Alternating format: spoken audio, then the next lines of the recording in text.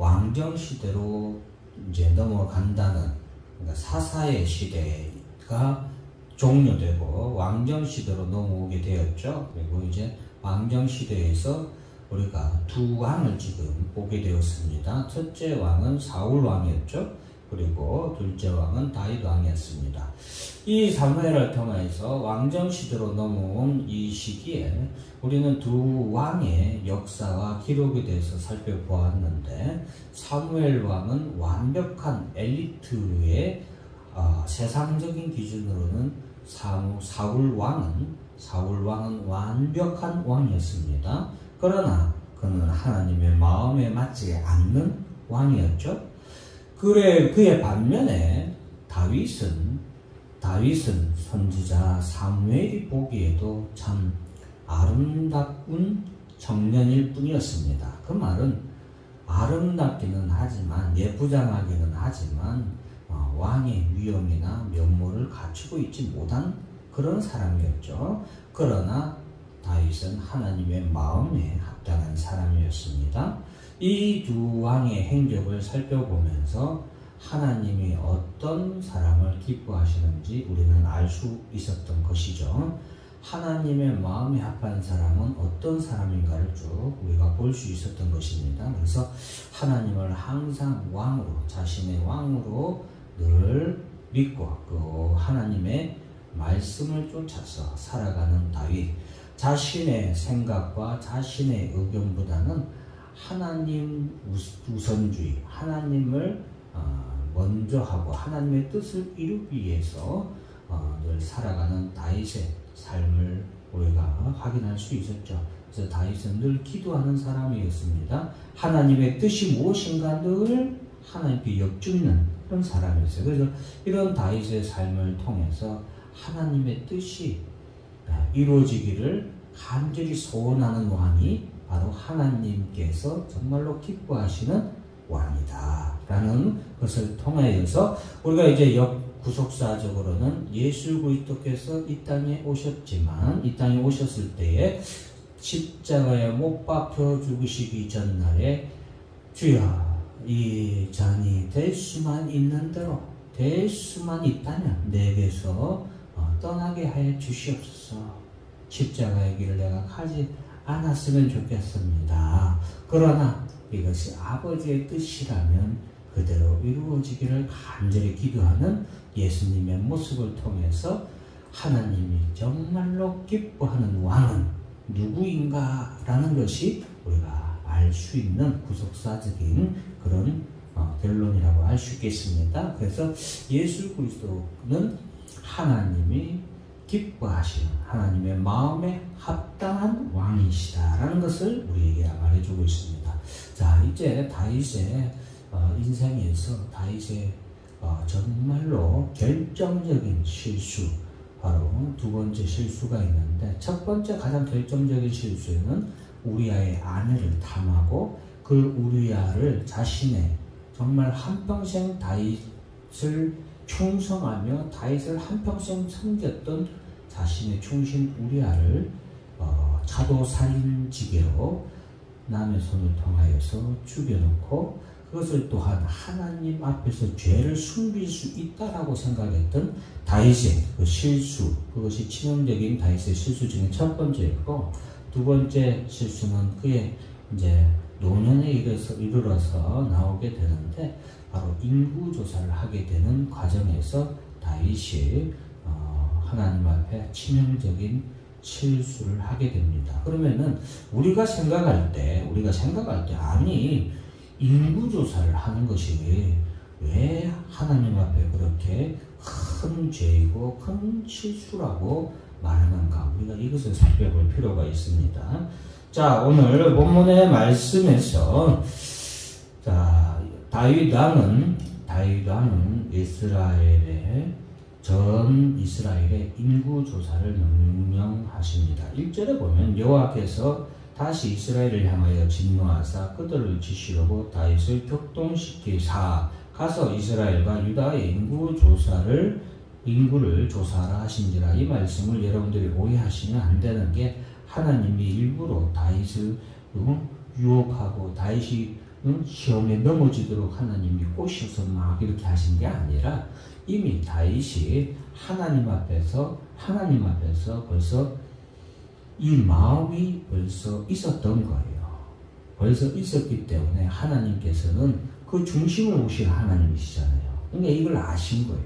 그래서 하나님께서는 그런 다윗에게 이제 그런 다윗을 통하여서 하나님의 메시지를 우리에게 전해주시는데, 자, 다윗이 인구조사를 하게 됩니다.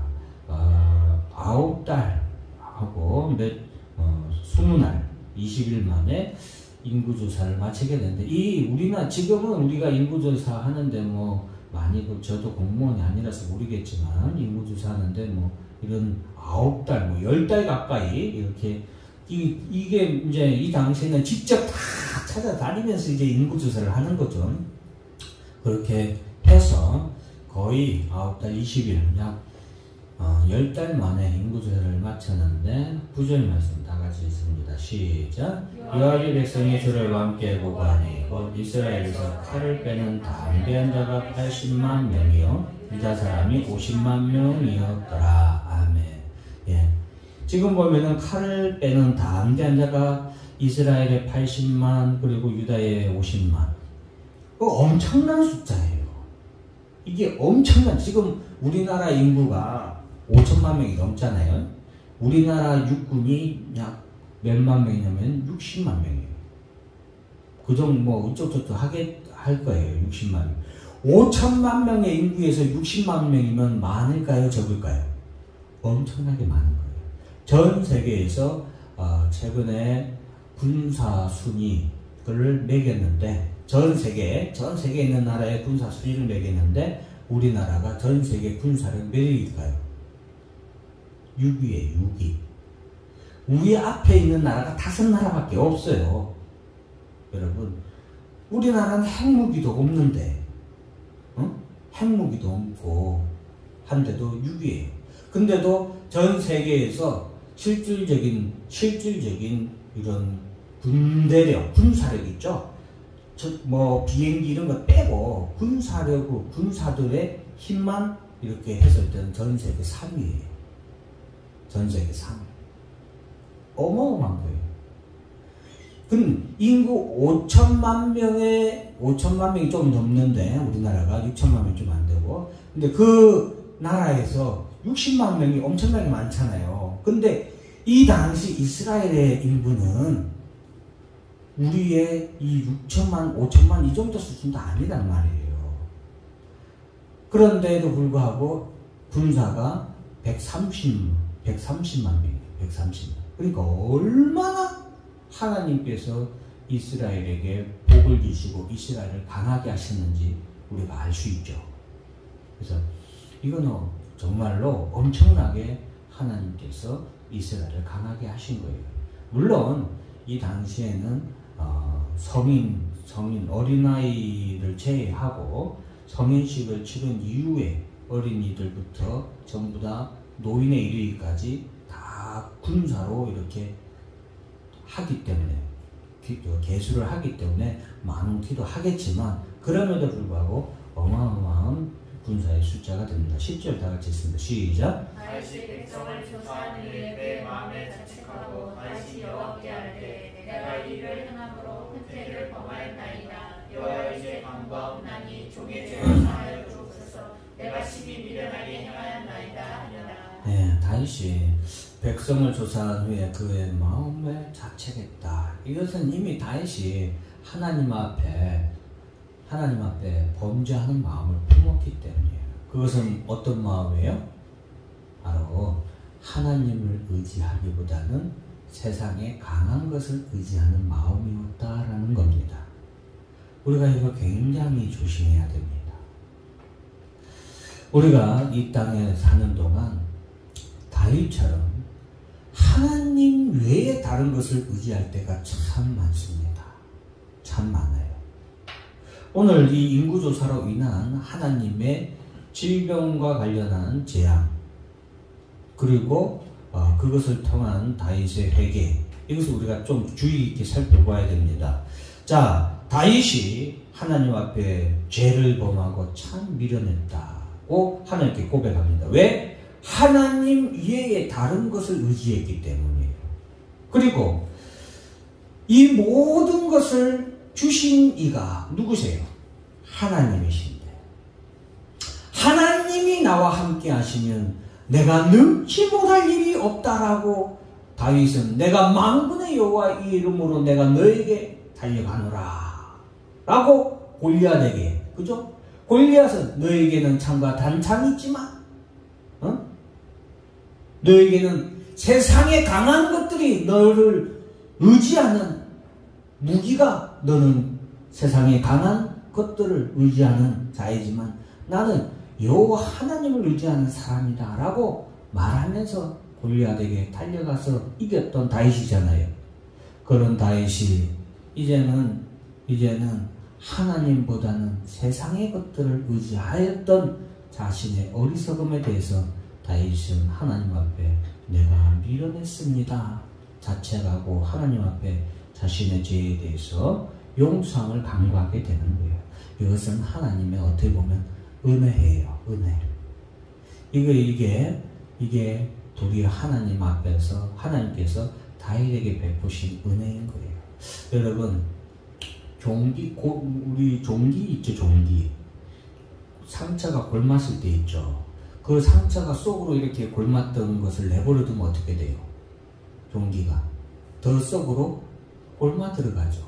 더 골마 들어가요. 근데 이 종기를 터뜨리고 찢어서 그 안에 있는 고름 썩은 것을 짜내면 아파요, 안 아파요? 아프죠. 아프지만 종기는 그렇게 반드시 짜내야 되죠. 그러니까 요즘에는 좋은 약이 있어서 종기 위에 딱 붙이면 끝난다는데 상처가 썩어 들어가는 것들을 말하는 거예요. 그런 썩은 것들을 도려낼 때 비록 아프지만 도려내야 된다면 다윗도 마찬가지예요. 하나님 보시기에 다윗은 지금 이런 썩어 문드러져가는 상처를 지금 안고 있는 것인데 하나님께서는 지금 이 사건을 통하여서 다윗의 그런 죄에 대해서 하나님이 그것을 찢어서 고름을 짜내서 치료하는 것이죠. 그 과정은 아픈 과정이에요. 그러나 앞으로의 다윗을 위해서는 꼭 필요한 수술과 같은 거죠. 그래서 다윗이 하나님 앞에 죄를 범했을 때 하나님께서 다윗에게 세 가지에 대해서 선택을 하라고 합니다. 자, 13절 다 같이 한번 읽습니다. 시작. 가시 다윗에게 이르러 아뢰어 이르되 왕의 땅에 7년 기근이 있을 것이니까, 혹은 왕의 원수에게 쫓겨 석 달 동안 그들 앞에서 도망하실 것이니까, 혹은 왕의 땅에 사흘 동안 전염병이 있을 것이니까 왕은 생각하여 보고 나를 보내신 이에게 무엇을 대답하게 하소서 하느니라. 여러분 어때요? 여러분은 이 세 가지의 왕의 땅에 7년간의 기근, 7년 동안의 기근, 그리고 석 달 동안의 도망자 생활, 그리고 사흘 동안의 전염병, 이 세 가지 중에 어떤 것을 택할까 한번 생각해 보시기 바랍니다. 그러면서 다윗의 선택은 14절 있습니다. 시작. 다윗이 가드에게 이르되 내가 고통 중에 있도다. 청하건대 여호와께서는 긍휼히 드시니 우리가 여호와의 손에 빠지고 내가 사람의 손에 빠지지 아니하기를 원하노라 하는지라. 우리가 참 이 다윗의 이러한 점을 우리가 보고 배워야 돼요. 우리가 이러한 점을 보고 배워야 되는데, 요즘에 인기 드라마 중에 하나는 우영우가 퀴즈 문제를 내죠. 퀴즈 문제를 냈는데, 정확한 내용은 제가 잘 기억이 안 나지만, 이 고래에 대한 퀴즈 내용인데, 고래가 알을 낳으면은 그 알의 무게가 얼마나 될까요? 이런 식으로 묻는 건데, 정답은 뭐예요? 고래는 알을 낳을 수 없다는 거죠. 그러니까 질문의 이 문제의 핵심을 우리가 바로 알아야 된다. 그런 의미로 이제 얘기를 했는데, 오늘 본문의 다윗도 그래요. 이 재앙이 우리에게 임할 때에 1, 2, 3 각 선지자를 통하여서 하나님이 제시하는 1, 2, 3 이게 중요한 게 아니라, 내가 죄 가운데서도 환난과 고난을 당하는 가운데서도 내가 하나님의 손안에 있냐 없느냐 이것이 중요하다라는 것이 지금 다윗의 견해인 거예요. 사랑하는 성도 여러분, 7년의 기근이 더 힘든지 아니면 석 달 동안의 도망자 아니면은 4월 동안의 전염병이 우리에게 과연 어느 것이 더 편하고 어느 것이 힘드냐 이게 중요한 게 아니다는 거죠. 어떤 재앙이든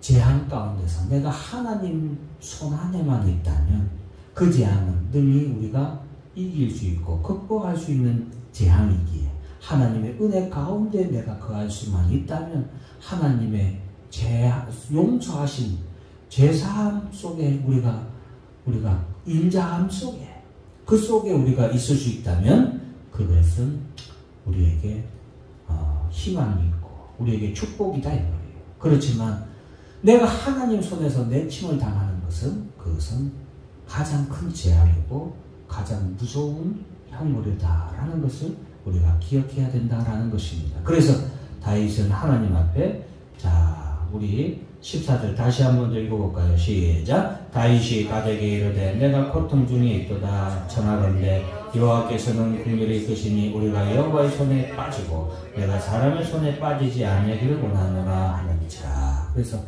이제 하나님께서는 다윗에게 세 번째 재앙인 사흘 동안의 전염병, 온 이스라엘의 전염병을 내리십니다. 그리고 그 전염병으로 인해서 아침부터 전염병을 내리는데 죽은 자가 7만 명이다. 한순간에 7만 명이. 여러분, 우리가 그냥 문자로 된 성형화된 글자로 그냥 7만이라고 보니까 이게 뭐 아무것도 아니겠죠. 여러분 한번 생각해 보세요. 오늘 아침에 갑자기 비가 왔는데 그 비를 맞은 서울 시민 중에 7만 명이 죽었다 해보세요. 어떻게 되겠어요? 아수라장이 될 거예요. 이 서울 시내가 7만 명이 한순간에 그렇게 죽으면 어떻게 돼요? 아수라장이 됩니다. 아수라장. 얼마나 막 상상도 하기 싫은 그런 끔찍한 상황이 벌어지는 거예요. 7만 명이 여러분 쓰러져서 죽어 있는 상황을 눈으로 한번 봐보세요. 한 명만 길바닥에 죽어 있는 거 쓰러진 거 봐도 심장이 그냥 벌러덩 하고 두려움으로 인해서 그냥 맥박수가 빨라지고 호흡이 막 불안정해지고 막 불안해져 버리는데 주변에 7만 명이 죽은 사람들이 있다 해보세요. 어떻게 되겠어요? 어마어마한 끔찍한 이름 말할 수 없는 그런 대참사죠. 근데 16절 다 같이 한번 읽습니다. 시작. 예루살렘을 향하여 그의 손을 들어 멸하려 하더니 여호와께서 이 재앙 내리심을 뉘우치사 백성을 멸하는 전사에게 이르시되 족하다. 이러니 내 손을 거두라 하시니 여호와의 사자가 여부수 사람 아라우나의 타작마당 곁에 있느니라. 이것이 다윗이 하나님 앞에 기도한 내용인 거죠. 하나님의 국률하신 가운데 있기를 원합니다. 하나님의 사실 죄에 대해서 용서하시는 은혜 속에 내가 있기를 원합니다. 라고 다윗은 기도한 거예요. 그래서 제가 여러분들에게 늘 제가 잔소리 같지만 제가 치매가 와서 자꾸 했던 말 또 하는 게 아니에요. 제 신앙생활에 제가 50년의 신앙생활을 하는 동안 여러분 한결같이 깨닫는 것이 뭐냐.